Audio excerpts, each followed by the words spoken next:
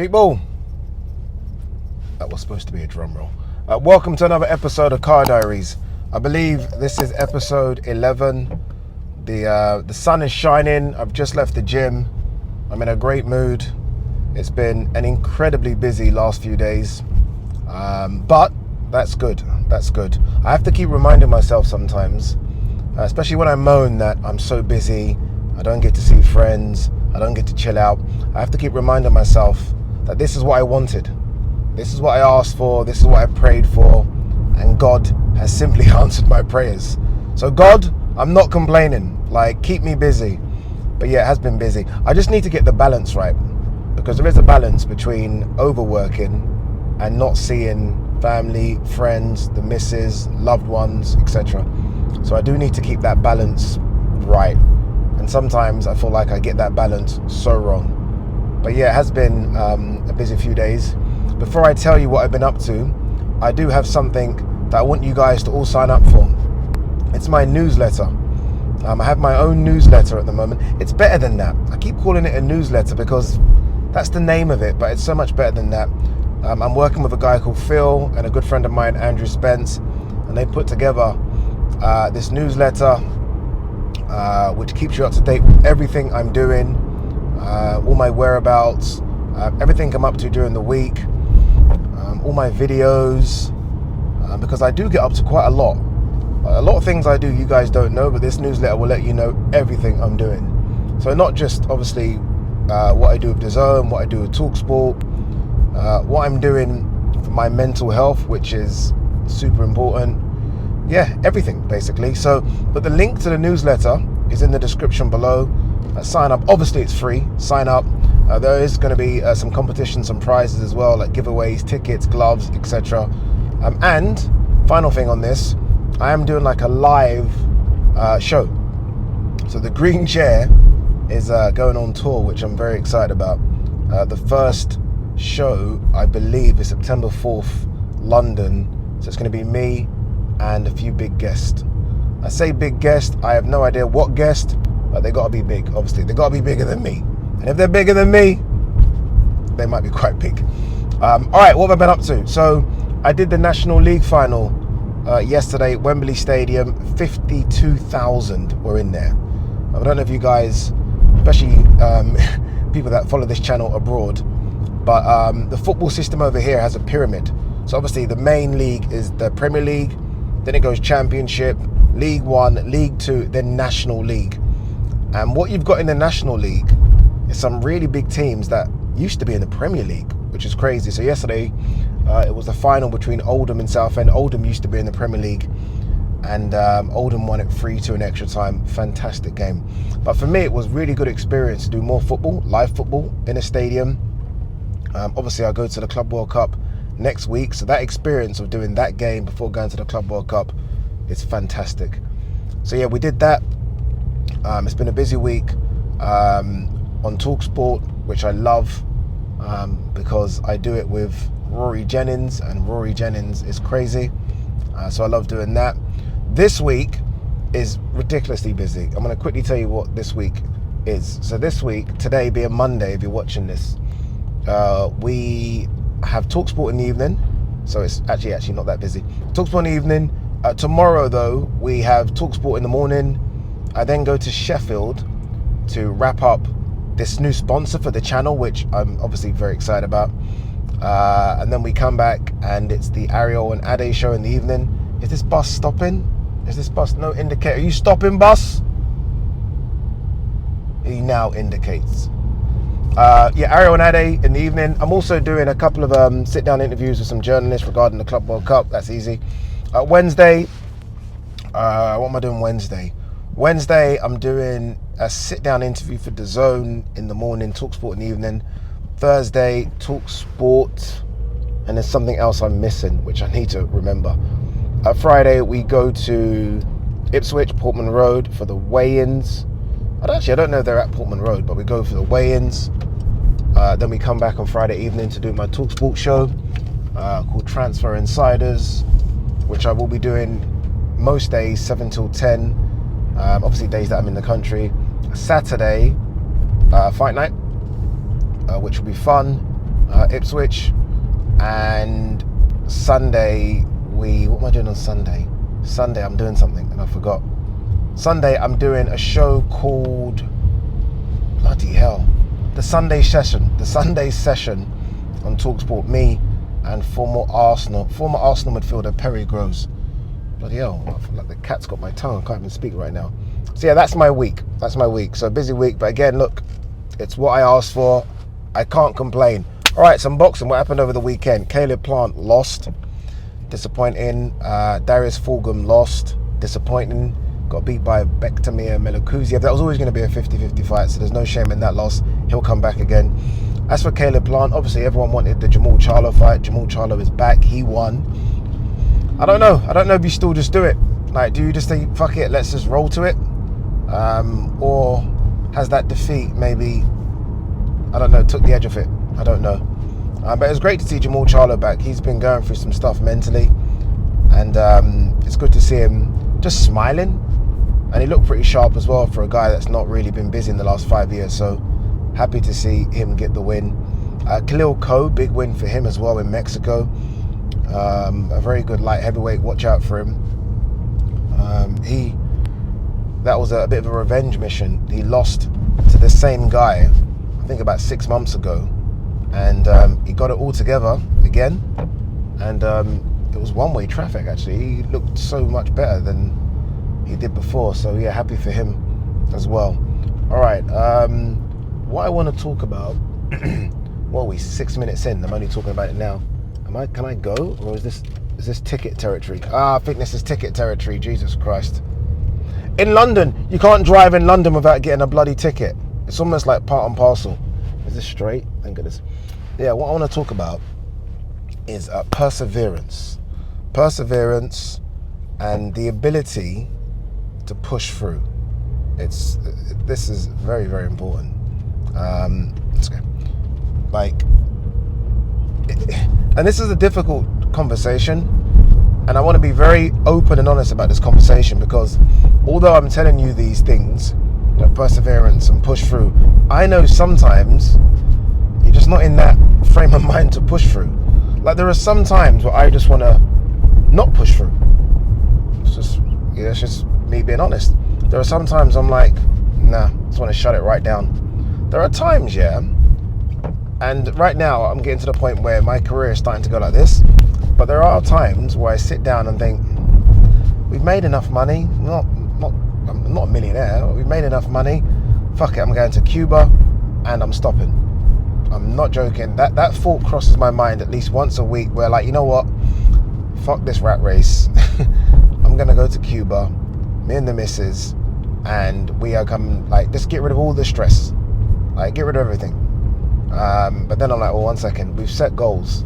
I've set goals. I'm very ambitious, and those goals have yet to have been achieved. So yeah, I've got to continually push through. So every time that thought does come up, I'm like, no, we've got goals. But that still could happen, by the way, in the next 3 or 4 years.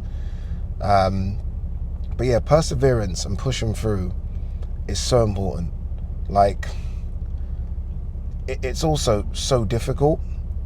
But what's on the other side of not pushing through is regret, failure, disappointment, and all those things, unfortunately, sometimes equal hardships and financial problems.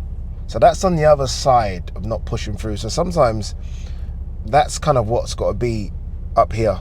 Okay, if I don't push through, what happens? So before you even talk about what happens if I do push through, and we'll get to that, what happens if I don't push through?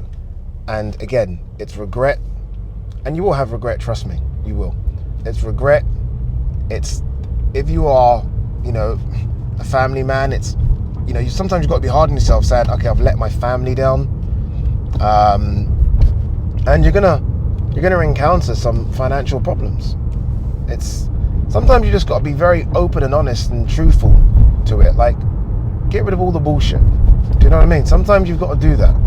Like, we seem now to be in this very, I don't know if it's a soft world, but sometimes you just got to fucking roll your sleeves up and get on with it. Do you know what I mean? Sometimes. And again, I understand that can be quite difficult. And some people don't like to hear that, but it's the truth. Sometimes you just got to roll your sleeves up and get on with it. All right, so let's talk about the other side of pushing through. The other side is just when I push through with something, whether it be a task that I didn't want to do, whether it be a lift in the gym, whether it be a gig that I didn't want to do. You know how many times, where my agents called me and said, okay, someone's reached out and they want you to do this. And it's out of my comfort zone. And I'm like, I say yes because I'm a greedy motherfucker and I want the money. But deep down, I'm like, oh my God. The regret of saying yes is just, sometimes I'm even going to these events wishing the event would be cancelled. I'm thinking I can't do this. But then that feeling of not just doing it, but knocking it out of the park. Like the National League is a great example. So I did the National League final, as you guys know, yesterday. I know nothing. I've been screaming at my agent, I need football, like literally screaming. I know nothing about the National League. And so I had to, this guy letting me go, just go, mate, bloody hell. I know nothing about the National League. So I had to study my ass off. But that feeling of actually knocking it out of the park, and if I didn't do it, the regret I would have had for not doing it would have been sort of, I don't know, that would have played on my head for a long time. So yeah, on the other side of pushing through is those wins. Could be a financial win, could be something mental, but it's the win. That feeling is just, oh my God, it's amazing. It's amazing. So yeah, try and push through, man. Try and push through. And sometimes, I always used to think of this, like, there are many barriers put in front of us, right? And everyone's like, you got to continually climb over the barriers. No. Sometimes you got to fucking push through and knock the barrier down. Like, it isn't always about climbing through it. Sometimes you just got to like fucking go straight through that barrier. And that's my mindset right now. Like right now, I am pushing through everything. Even things that I don't want to do. So yeah, look, I ain't even trying to say it's easy, people. You know, I'm not, you know me. If you watch the channel for a few years, you'll know that I'm not about that. Like, it's easy. It's not easy. It's not easy, but life isn't easy. Like, to get everything that you guys want, and I'm not talking material stuff, and that's, you know, that can be added to the conversation, but just everything, just being okay up here. Sometimes you've just got to push through. Sometimes you've got to write small goals. Like, I think that's part of the problem as well. A lot of people write these incredible lofty goals, and those goals almost just seem like a million miles away. Small ones first. Like, I've got a goal of hosting the World Cup, but I realized, like, I wasn't going to go from 0 to the World Cup. There were small little things there first. The first thing started 4 or 5 years ago. Let me get a little gig on TalkSport talking about football, right? Because everyone knows me as the boxing guy. All right, let me get football. All right, now I need a couple of football gigs, right? So that was the next phase, and I was able to get a couple of football gigs. You know, one of my first ever live football gigs was the Women's Champions League. I ain't turning that down. I don't know too much about women's football, but fucking studied and got it done. And then I was like, okay, I need Premier League football. That's the next one. And then I became the first black Premier League football presenter. I'm not bragging, it's just fact. And then I was like, okay, I need more football, big stage. And then I did the Euros final. A company in Africa reached out to me called Sporty TV. And they were like, Ade, do you want to host the Euros final for us? Do some bits around the Euros final. I was like, what? Doesn't get much bigger than that, right? I've done the Champions League. So basically what I'm trying to say is that it's building blocks to the World Cup. I'm not arrogant to think I can just come from nowhere and do the World Cup. And no, building blocks to get to the World Cup. I wrote the goal down of the 2026 World Cup. Honestly, it must have been 4 or 5 years ago. And here we are now, a year out, and we're on target to it. We're close. So yeah, write goals down, like, you know, be a bit lofty, but attainable goals as well that you can knock off one by one. Don't be stupid and fucking, you know, having never studied and you want to be a doctor. And then it doesn't happen and you're disappointed. Small steps, people. But trust me, and I hope that I'm living proof of, if you knuckle down, things are achievable. If you knuckle down. Like, again, I do, as you guys know, I have 0 qualifications. You know, I didn't go to university. College was a joke to me. I didn't do anything. My A-levels were a disgrace. But then I was like, okay, we just need to knuckle down. I'm not stupid. You know, I can, you know, get these goals if I knuckle down. And then I started to knuckle down. I had to say no to and goodbye to a few friends that weren't knuckling down and didn't want what I wanted. So you have to sacrifice a little bit. But yeah, you'll get there. You'll get there, man. You'll get there. You've just got to really just fucking grind, you know. Sometimes that's it, isn't it? Like, you know, we can sometimes I listen to these kind of motivational speakers and some of the things they say, and I'm like, fucking, sometimes it's just hard work. It's got to grind, and they say all this and all that and do this and do that. No, just grind. Like, just grind. Like grind as hard as you possibly can for a month. Just do that. That's all I ask you guys to do. Like, whatever your goals are and your aspirations, grind on them as hard as you possibly can for a month, and then to see. And then you'll notice that you've made an improvement, and then go again the next month, and then the next month. It's why I do little things just like for my mental, like when I do like fasting. It's not because I want to lose weight or anything. It's just because I know how difficult it is, and it's a mental challenge, and I like mental challenges because they kind of send 6 different signals to a different part of my brain that I'm not used to using. So when something comes up that is a bit of a mental, you know, I know how to grind through it because I've been grinding, you know. So yeah, I feel like I'm waffling on a bit here now. Maybe I'm talking inwardly to myself here a bit, but I do want you to know that I go through some days, yeah, where I'm like, fucking hell, man. Like, this is just some bullshit. This is just some bullshit. But I don't know, man. You know what it is as well, yeah? Like, with my goals, it's not even a money thing, you know? Ain't a money. Like, I've been broke. I mean, God forbid I get to the stage where I was a few years ago, but I've been broke. I know how to live broke. It's just an achievement thing.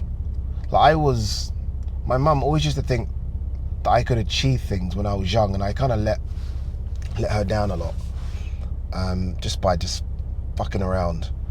So I'm like, I want to achieve something. Do you know what I mean? I want to do something. Like, being that first black Premier League footballer presenter, whatever, that was an achievement. Like, getting on DAZN, and to be fair, being sort of a presenter for DAZN, achievement. But the World Cup, yeah, just like, having watched it, like the 1990 was my first like World Cup watching, and Scalacci, Cameroon, Roger Miller. You know what I mean? You have these things etched in your brain. Gascoigne, Gary Lineker, Germany. And I'm like, wow. And we're close, people. I can't tell you, we're close to maybe sort of presenting a World Cup. We're close. We present the Club World Cup. That starts 14th of June. I look down. I don't know why I look down. I've not got a fucking calendar here. But that starts 14th of June. We smash that out the park. Smash it out the park. And then that's it, innit? Then we have to get the World Cup. Man, what a crazy story that would be. Like homeless at 18, 19, working for Islington Council up until my 30s, no degree in journalism, nothing, and I could host the World Cup. Don't tell me you people can't do it. When you hear that, don't tell me that there's things holding you back. I'm sorry. Don't give yourself excuses. Don't give yourself excuses. There are none. Your background, nope. I mean, don't get me wrong, colour in this industry, you could use that as an excuse. I mean, Jesus Christ, it ain't easy to break through, but people have broken through. No excuses anymore. Just gotta win.